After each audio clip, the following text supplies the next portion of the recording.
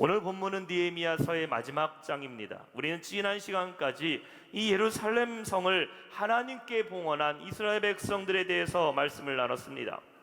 이제 모든 것이 다 끝난 것 같아 보이지만 여전히 그들 안에는 회복해야 될 것들이 있는 것을 보게 됩니다.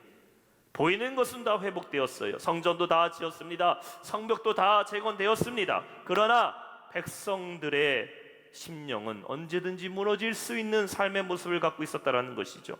언제든지 그들은 또다시 죄의 모습으로 돌아가 버릴 수 있는 불안한 심령으로 여전히 남아 있었다는 것입니다. 느헤미야는 이제 그들에게 마지막으로 완전한 회복을 선포하고 있습니다. 변하지 않는 믿음으로 회복돼야 된다는 것을 말씀하고 있어요. 우리 오늘 말씀을 통해서 우리도 주님 오시는 그날까지, 그 상을 받을 때까지 날마다 승리함으로 나아가는 성도 되시길 주님의 이름으로 축원합니다. 그래서 오늘 본문의 제목은 다시 세우는 예루살렘입니다. 눈에 보이는 성벽은 세워졌지만 우리가 날마다 세워야 되는 신앙의 성벽, 그 영적인 예루살렘을 다시 한번 돌아보며 참된 회복을 이루는 우리 모든 영락의 성도 되시길 주님의 이름으로 축원합니다. 말씀의 첫 번째, 날마다 새로워져야 한다입니다. 날마다 새로워져야 된다. 미국의 스탠퍼드 대학의 교수인 짐 콜린스라는 사람이요, 이런 책을 썼어요. 좋은 기업을 넘어 위대한 기업으로, Good to Great이라는 책을 썼습니다. 이 책에서는 이렇게 말합니다. 세상에는 좋은 기업들은 많이 있다라는 것이죠. 그러나 위대한 기업은 많지 않다라고 말을 합니다. 그래서 위대한 기업이 되기 위해서는 세월이 흐르면서 검증도 돼야 되고 그 가치를 계속해서 유지하는 그러한 기업이 좋은 기업을 넘어서 위대한 기업이 될 수 있다는 것입니다. 이 책의 마지막에 그가 이런 말을 합니다. 그래서 좋은 것은 위대한 것의 적이다. Good is the enemy of great. Good is the enemy of great. 좋은 것은 위대한 것의 적이다 라고 말을 합니다. 아니, 좋은 게 좋은 거 아닙니까? 라고 말할 수 있지만 그렇지 않다라는 것이죠. 위대한 단계로 넘어가는 가장 큰 적은 무엇일까? 바로 좋은 것에 안주하며 있는 것이 가장 큰 적이라는 것이에요. 대부분의 사람들이 어느 정도 성공을 이루게 되면은 거기에 안주해 버린다라는 것이죠. 여기에 그냥 만족해 버립니다. 그것이 물질이 될 수도 있고 사회적 성공이 될 수도 있고 어쩌면 지식의 높이가 될 수도 있어요. 그러다 보니까 그 다음 단계를 도전할 의욕도 잃어버리고 필요도 잃어버리고 용기도 잃어버리고 더 나아가 비전도 잃어버리게 된다는 것이에요. 그러나 내 생에 가장 최고의 날은 아직 오지 않았다라고 생각하며 전진하는 사람은 결국 위대한 일을 이룰 수 있게 됨을 믿으시기 바랍니다. 터키의 문학자인 네짐 히크메트라는 사람이 이런 시를 썼어요. 가장 훌륭한 시는 아직 쓰이지 않았다. 가장 아름다운 노래는 아직 불리지 않았다. 내 인생 최고의 날들은 아직 살지 않은 날들이고 가장 넓은 바다는 아직 항해되지 않았고 가장 먼 여행은 아직 시작되지 않았다. 여러분, 하나님께서는 우리에게 날마다 새로운 날을 허락하심을 믿으시기 바랍니다. 그 새로운 날을 날마다 열심으로 살아가는 자에게 하나님 반드시 위대한 일을 우리에게 행하심을 믿으시기 바랍니다.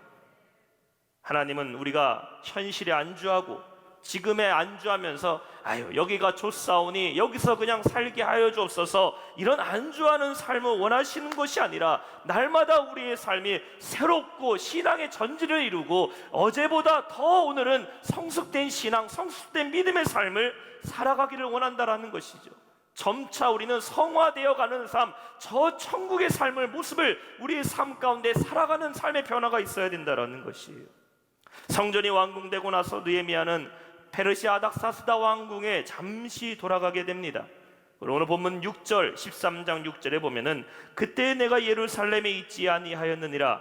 바벨론 왕 아닥사스다 32년에 내가 왕에게 나아갔다가 며칠 후에 왕에게 발미를 청하고, 자, 그가요 페르시아로 돌아간 지 1년을 있다가 다시 1년 만에 예루살렘에 돌아오게 되었을 때에 예루살렘 백성들의 모습은 어떠했을까요? 더 나아지고 더 발전되고 더 은혜스러운 성으로 성전 완공 이후에 그들이 점점 더 발전되어 있을까요? 아닙니다. 이스라엘의 상황이 오히려 1년 만에 엉망이 되어버렸어요. 가장 먼저 그들의 예배 생활이 다 무너져 버렸습니다. 예배 생활이 무너지게 되자 어떻게 됩니까? 그들은 또다시 이방인들과 어울려 살기 시작해요. 과거의 죄의 습관으로 돌아가 버렸다라는 것입니다. 문제가 무엇일까요? 건물은 새 건물로 들어갔어요. 성벽은 새로 쌓았습니다. 새 집에 들어가 살고 있긴 하지만 백성들 자체가 변하지 않으니 새 집에 들어갔어도 여전히 과거의 삶의 모습으로 금세 돌아가 버렸다라는 것입니다. 이스라엘 백성이 회복되기 위해서 진정으로 필요한 것이 무엇이다? 그들은 날마다 새로운 심령으로 날마다 새롭게 변화되어야 했다라는 것이에요. 날마다 새로워지지 않으면 부패할 수밖에 없는 것이 인간의 연약함입니다. 과거에는 뜨거웠어요. 그러나 하루아침에 식어져 버리는 것 순식간입니다. 방법은 날마다 뜨거워져야 되는 것이죠. 날마다 은혜를 구하고 날마다 하나님의 도움을 구하고 날마다 기도하고 날마다 말씀을 붙잡고 날마다 하나님의 긍휼의 삶을 구할 때 날마다 새로운 삶을 구하며 살아가야 할 줄로 믿습니다. 오늘 우리는 하나님이 주시는 소망을 붙들고 새롭게 전진하는 시간이에요. 과거에 매여 있으면 안 돼요. 과거의 습관에 나는 원래 이랬으니까, 나는 원래 이래, 과거에 매여 있고 자꾸 뒤를 돌아본다? 앞으로 한 발자국도 못 나갑니다. 새날을 열어주시는 주님을 의지하며 날마다 새롭게 변화하는 우리 모든 영락의 성도 되시길 주님의 이름으로 축원합니다. 오늘 말씀의 두 번째는 날마다 거룩해져야 합니다. 날마다 거룩해져야 돼요. 긴 시간 여행을 한번 떠나셨다가 집에 돌아오신 적이 있으십니까? 하루 이틀이 아니라요, 한 달이나 두 달 혹은 1년 정도 집을 비우고 있다가 오래간만에 다시 집에 돌아오게 됐을 때 여러분 떠나기 그 직전에 포근했던 그리고 쾌적했던 집의 모습입니까? 아니면 오랜만에 집에 왔더니 온통 먼지와 쾌쾌하고 깝깝한 공기가 가득 차 있어서 당장 오자마자 창문 열어야 되고 청소 시작해야 됩니까? 그렇죠. 집을 오랫동안 비어 있으면요, 아무도 사용하지 않은 집, 빈집 두면요, 누가 뭐래 그랬는지 어느 순간 먼지로 가득 차 있어요. 벌레들도 생깁니다. 사람 살지 않는 집 냉기가 맴돌게 되죠. 그 집이 오래 두면 오래 둘수록 어떻게 돼요? 점점 흉가로 변해버립니다. 본문의 3절에 보면은 이렇게 말합니다. 이 백성이 이 율법을 듣고 그 섞인 무리를 이스라엘 가운데서 모두 분리하였느니라. 성벽이 재건된 다음에 이스라엘 백성들 안에 분리가 일어나기 시작합니다. 어떤 분리일까요? 이방인들과 본인들이 분리되기 시작했죠. 하나님의 일을 맡은 자들과 그렇지 않은 자들이 다 분리되었습니다. 다시 말해 정화가 일어났어요. 정리정돈이 되었습니다. 느헤미야는 이스라엘 백성들을 다 정리정돈한 다음에 잠시 페르시아로 갔다 온 것입니다. 근데 다시 돌아와 보니까요, 5절의 말씀을 한번 보세요. 도비야를 위하여 한 큰 방을 성전 안에 만들었으니 그 방은 원래 소재물과 유황과 그릇과 또 레위 사람들과 노래하는 자들과 문지기들에게 11조로 주는 곡물과 새 포도주와 기름과 또 제사장들에게 주는 거제물을 두는 곳이라. 무슨 말일까요? 느헤미야가 1년 만에 다시 돌아왔어요. 가장 먼저 성전을 봤습니다. 지금 성전의 가장 큰 방에 누가 들어와 앉아 있습니까? 도비야가 들어와 앉아 있었다라는 것이에요. 도비야가 누굽니까? 여러분 기억하세요? 느헤미야 1장에 보면은 성전 재건을 끈질기게 방해했던 세 사람의 이름이 등장합니다. 산발랏, 도비야, 게셈. 기억하시죠? 6장까지 계속해서 느헤미야를 방해했던 자들, 산발랏, 도비야, 게셈. 그 도비야가 지금 어디에 있다고요? 성전 안에 가장 큰 방에 자신의 집을 만들고 자리 잡고 있다라는 것이에요. 아니 어떻게 이런 일이 벌어졌을까? 4절을 보니까 성전을 맡은 제사장 엘리야십이 도비야와 계속 연결하고 계속 손을 잡고 연락을 주고받으면서 결국 성전의 가장 큰 방, 가장 중요한 11조를 보관하는 그 방에 도비야가 머물게 만들었다라는 것이에요. 분별력을 다 잃어버린 것이죠. 지금 대적해야 될 대상이 누구고 이 성벽을 재건하는데 방해했던 자가 누구였는데, 특히 성전을 재건할 때에 방해했던 자가 누구였는데, 그와 연락하고 그와 손을 잡고 자녀들끼리 같이 결혼을 시키고 성전을 지켜야 될 사람이 성전의 가장 큰 방을 누구에게 내어줬다? 적에게 내어주었다는 겁니다. 그러니 어떻게 됩니까? 성전 안에서 올바른 예배가 이루어질 수가 없지요.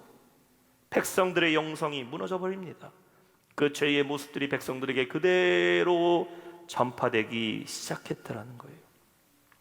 5절에 보면 도비야를 위하여 한 큰 방을 만들었으니, 원래 그 방은 어떤 방이에요? 예배하는 자들이 모이는 방이죠. 하나님의 성물을 두는 방입니다. 하나님의 성소를 예배를 위해서 쓰이는 가장 중요한 방에 도비야가 차지하고 있어요. 예배하는 자들도 아니고 하나님의 말씀을 가르치는 자도 아니고, 오히려 성전 제거를 방해하고 핍박하고 사람들을 선동했던 그가 가장 큰 방을 차지하도록 내버려뒀습니다. 돌아오자마자 느헤미야가 어떻게 합니까? 8절부터 9절 말씀 한번 보세요. 내가 심히 근심하여 도비야의 세간을 그 방 밖으로 다 내어 던지고 명령하여 그 방을 정결하게 하고 하나님의 전에 그릇과 소재물과 유황을 다시 그리로 들여 놓았느니라. 분노한 느헤미야가 도비야의 모든 살림을 다 던져버렸어요. 그리고 명령합니다. 이 방을 정결하게 하라, 깨끗하게 하라, 하나님을 예배하는 처소로 만들어라.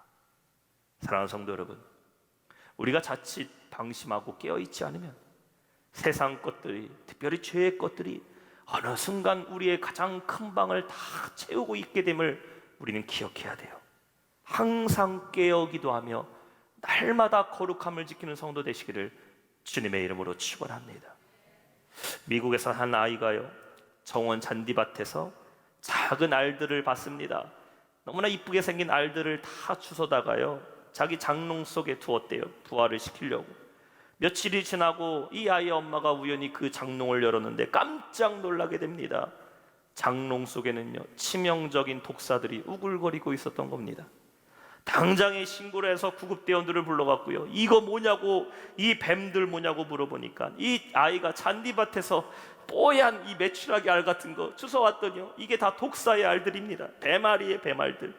그것을 알지 못하고 치우지 못했다면 그 방 어떻게 됐겠습니까? 독사들로 우글거리는 방이 되어 있었겠죠. 우리가 신앙생활 할 때에도 여러분, 날마다 거룩함을 지키지 못하면 잘못된 것들이 들어와 자리를 잡게 돼요. 그것이 새끼를 치게 되고 내 마음을 다 붙잡게 됩니다. 그렇기 때문에 우리는 날마다 거룩함을 지켜야 될 줄로 믿습니다. 지금 여러분과 관계하고 있는 사람이 누구인가? 내가 지금 중요하게 연결을 맺고 있는 사람은 과연 누구인가? 나를 살리고 내 영혼에 복을 주고 나에게 정말 영혼의 양육을 시키고 은혜를 주는 그 관계를 맺고 있는가? 아니면 자꾸 하나님과 떨어뜨리고 교회와 떨어뜨리고 사명과 떨어뜨리는 그러한 관계를 내가 맺고 있는가? 우리는 깨달아야 돼요. 도비야와의 관계를 끊지 못했던 제사장 엘리야십은 결국 하나님의 성전까지 그 대적을 가장 큰 방에 들여드리는 잘못을 저지르게 됩니다. 느헤미야가 발견하지 않았다면, 그가 그를 내쫓지 않았다면 엘리야십뿐만 아니라 온 이스라엘 백성들이 죄악 가운데서 헤어나오지 못했다는 것이에요. 결국 그 결과가 어떻게 돼요? 성전에서 사용해야 되는 것들을 마음대로 사용하게 됩니다. 그가 마음대로 사용하죠. 나중에 보니까 성전 안에는 장사꾼들이 득실거리게 돼요. 물건 파는 자들이 성전 안에 득실되게 됩니다. 백성들도 온전한 예배가 이루어지지 못하니까 또다시 이방 여인들을 아내로 맞이하는 그러한 죄를 저지르게 되었어요. 성전을 재건하면서 동시에 이스라엘 백성의 영적 재건을 있었던 그 모든 수고들이 느헤미야가 1년밖에 비우지 않은 그 순간 동안에 다 물거품이 되어버렸다는 겁니다. 여러분, 악한 영향력은 선한 영향력보다 훨씬 더 전파 속도가 빠르다는 거 알고 계십니까? 부정적인 생각은요 감염이 빠릅니다. 참 신기해요. 이렇게 우리가 뭐 설교를 듣을 때는 거의 안 그러신데, 수업을 듣다던가 몸이 좀 피곤하면요, 졸음도요 금방 전염됩니다. 옆에서 어떤 사람이 하품하면요, 금세 오른쪽 왼쪽에 있는 사람도 보지도 않았는데 하품을 막 하기 시작합니다. 이 졸음도요 금방 전염돼요. 그렇죠. 참, 아이들도 보면요, 착한 말, 좋은 말부터 배울까요? 나쁜 말부터 배울까요? 우리 아이들 누가 가르쳐 주지도 않았는데 나쁜 말은요 금방 배웁니다. 보세요, 악한 영향력은요 전파 속도가 코로나같이 빨라요. 얼마나 빠른지 모릅니다. 사람들의 말을 통해, 관계를 통해 그 자리에 있기만 해도 그 악한 영향력을 받게 되어버려요. 따라서 우리는 항상 부정한 것을 깨어 분별하고 거룩함을 지키는 성도 되시기를 주님의 이름으로 축원합니다. 성전 재건을 방해하고 방해했던 토비아가 성전의 큰 방을 차지하고 있듯이 그러면 안 되죠. 지금 여러분의 마음의 가장 큰 방은 누가 차지하고 계셔요? 여러분의 가장 중요한 마음의 중심은 누가 있습니까?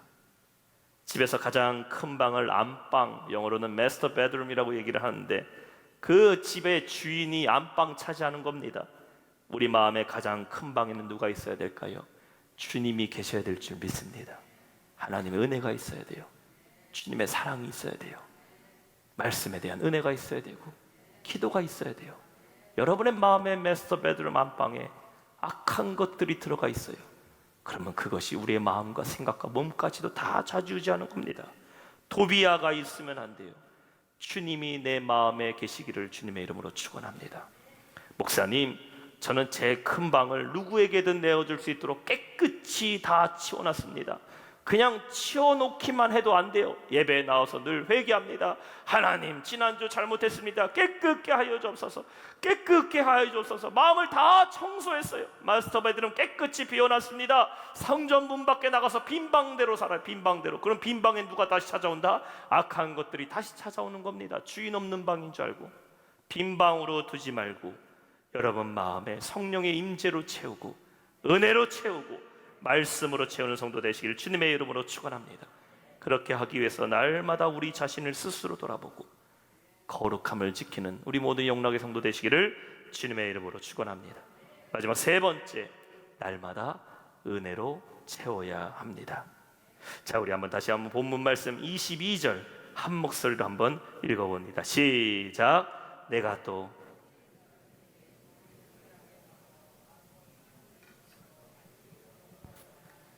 내 하나님이여, 나를 위하여 이 일도 기억하시옵고 주의 크신 은혜대로 나를 아끼시옵소서. 겨울철이 되면요, 제설 작업으로 한창이죠. 눈을 많이 찌요. 교회에도 눈이 많이 오는 날은 아주 이 제설 작업하는 것 때문에 애를 먹습니다. 근데 여러분, 눈을 치울 때에도요 요령이 있습니다. 요령이 있어요. 양지에다가 눈을 모아둬야지 음지에다가 눈을 모아두면은 안 됩니다. 양지에다가 눈을 다 쓸어서 모아두게 되면요, 누가 이제 노력하지 않아도 햇볕이 딱 떠오르게 되면은 양지에 있는 눈들은요 말 그대로 눈 녹듯이 다 녹아버립니다. 근데 음지에다가 열심히 그늘진 곳에 눈을 모아두게 되면요, 11월에 내렸던 눈이 그 다음에 3월까지 녹지를 않습니다. 음지에 쌓아둔 눈은요 겨울 끝날 때까지, 봄이 와도 안 녹아요. 어떤 데는 아주 그냥 녹지 않고 그대로 쌓여 있습니다. 햇볕 비치는 곳에 눈은 쌓아두기만 해도 녹아버리는 거지만, 그늘지고 어두운 곳에 쌓아둔 눈은요 오히려 추운 겨울 오고 밤이 되면 딱하게 굳어버립니다. 그때는 이제 녹을 수가 없는 것이에요. 여러분, 마찬가지로 우리의 마음은 항상 하나님의 은혜에 비춰진 마음, 비춰진 심령으로 살아야 될 줄 믿습니다. 어두운 것들이 자꾸 우리 마음에 들어가 있으면 안 돼요. 부정적인 생각, 과거의 실패, 내 안의 상처, 아픔, 좋지 못한 관계들 자꾸 내 마음의 구석에, 한 구석에 남겨 있으면요, 그것이 내 마음에 굳어져 버려요. 굳어져 버려요. 이 음지를 해결할 수 있는 방법은 무엇일까요? 하나님의 은혜를 구해야 될 줄 믿습니다. 성령님의 은혜를 구할 때에 성령께서 우리의 심령을 비춰주시고, 뜨거운 불과 같은 성령께서 우리의 마음의 모든 문제들을 눈녹듯이 녹아지게 하신다라는 것이에요. 느헤미야는 다시 이스라엘 백성들에게 회복을 선포하고 있어요. 몸을 정결하게 하고 참된 회개를 촉구하고 있습니다. 와서 성문을 지켜라. 너희들이 맡은 그 자리에 서서 사명을 감당하라. 안식일을 기억하서 거룩해서 지키라. 예배의 자리에 회복을 하라고 지금 그는 선포하고 있습니다. 회복을 위해서 다시 기본으로 돌아가라는 것이에요. 처음의 신앙으로 돌아가라는 거예요. 너희가 성벽을 처음 쌓았을 때, 그 성전에 나와서 기도할 때 하나님 앞에 감격의 눈물을 흘리며 찬양했던 그 순간, 에스라 선지자에게 말씀 좀 읽어달라 그래서 에스라 선지자가 말씀을 읽으면서 하나님의 말씀을 대언할 때에 그들이 감격하며 울면서 어떻게 선포했습니까? 다시는 우리가 여호와의 전을 버려두지 않겠다라고 고백하지 않았느냐? 그때의 그 신앙으로 다시 돌아가라라는 것입니다.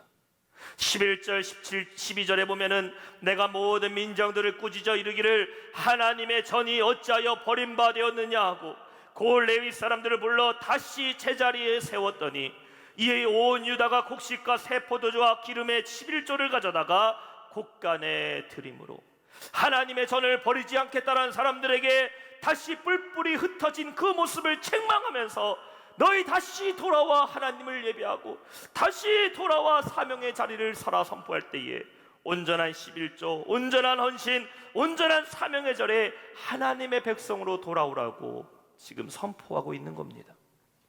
여러분의 자리는 어디에 있습니까? 나를 부르신 은혜의 자리, 나에게 맡겨주신 직분의 자리, 사명의 자리, 우리가 온전히 지켜야 될 줄 믿습니다. 코로나로 인해서 참 어려운 가운데 있지만 그럼에도 예배의 자리에, 은혜의 자리에 모이고 있는 성도님들이 얼마나 감사해요. 하나님의 은혜 없이는 살 수 없다고 고백했던 그 은혜의 자리를 우리는 반드시 지켜야 될 줄 믿습니다. 떠나지 않겠다고 다짐했건만 혹시나 내가 지금 그 자리를 이탈해 있다면 여러분 다시 은혜의 자리로 돌아오시기를 주님의 이름으로 축원합니다. 예배의 자리로 돌아오셔야 돼요. 새벽에 제단을 쌓던 그 기도의 자리로 돌아오셔야 돼요. 밤마다 기도했던 기도의 자리 돌아오셔야 되고, 내가 말씀을 묵상하며 하나님의 말씀에 내 눈을 맞췄던 그 시간으로 우리는 다시 돌아가야 됩니다. 내 안의 영적인 예루살렘, 믿음의 성벽을 다시 세워야 될 줄 믿습니다. 그래야 악한 마귀가 영적 공격을 할 때 우리는 그것을 막아설 수가 있는 거예요. 22절 후반절에 느헤미야가 고백합니다. 내 하나님이여, 나를 위하여 이 일도 기억하시옵고 주의 크신 은혜대로 나를 아끼시오. 우리 한번 이 말씀 다시 한 목소리 읽어봅시다. 시작. 내 하나님이여, 나를 위하여 이 일도 기억하시옵고 주의 크신 은혜대로 나를 아끼시옵소서. 아끼시옵소서. 아멘.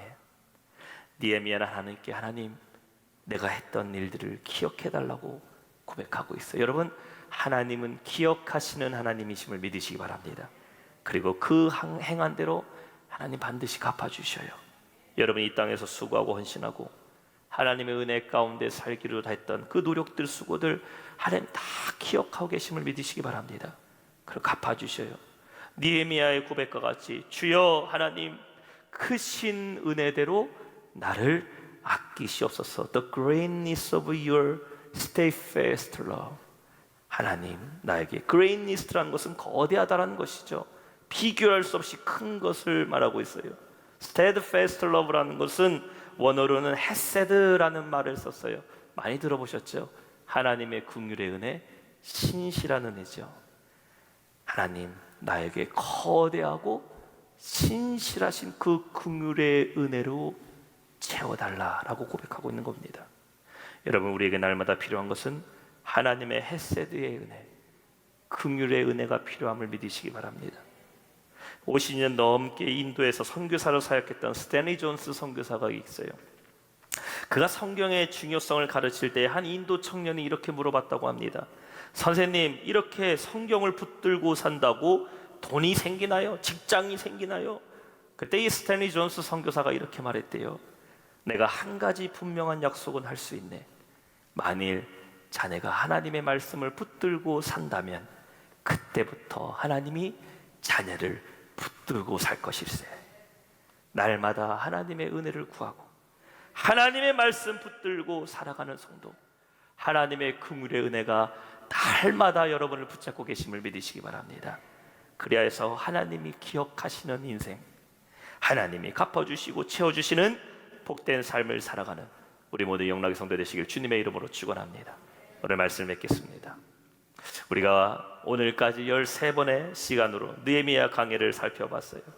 하나님께서 어떻게 이스라엘 백성들을 회복하시는지 우리는 살펴보면서 우리 안에도 하나님께서 회복하시고자 하는 것이 있다는 것을 깨닫게 되었습니다.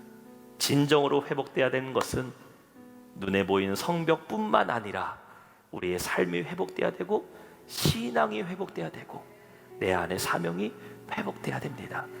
보이는 것들도 회복돼야죠. 가정도 회복돼야 되고 내 직장도 회복돼야 되고 일터도 회복돼야 되고 학업하는 학생들 자녀들은 지혜의 삶도 회복돼야 되고 소명도 회복돼야 되지만 먼저 내가 하나님과의 관계, 은혜의 관계가 날마다 회복되면은 우리의 삶에 보이는 것들 하나님 반드시 회복시켜 주심을 믿으시기 바랍니다. 날마다 다시 세우는 예루살렘의 재건운동이 우리 안에 일어나야 돼요. 예루살렘 성벽을 재건할 때의 구체적인 방법과 계획을 세워서 진행했던 것처럼 우리의 신앙도 구체적이어야 됩니다. 나는 날마다 어떻게 살아야 될 것인가? 두리뭉실하게 주님을 믿지 말고 아버지, 내가 올바른 말씀, 올바른 기도, 올바른 사명, 올바른 헌신, 구체적으로 반복적이고 책임감 있는 신앙생활을 할 때 우리의 삶은 점차 그것이 습관이 되어버리고 회복의 역사가 임할 줄로 믿습니다. 여러분의 삶이 감정으로 흔들리면 안 돼요. 상황으로 흔들리면 안 돼요. 온전한 믿음 안에서 구체적으로 실천하고 날마다 새로워지고 날마다 거룩하여지고 날마다 은혜를 구하는 삶을 살아갈 때에 하나님께서 우리의 모든 것을 다 기억하시고 하나님의 헤세드의 은혜, 긍휼의 은혜로 우리를 채워주실 줄 믿습니다. 이 믿음으로 날마다 성령님과 동행하며 기적을 이루며 살아가는 우리 모든 성도 되시길 주님의 이름으로 축원합니다.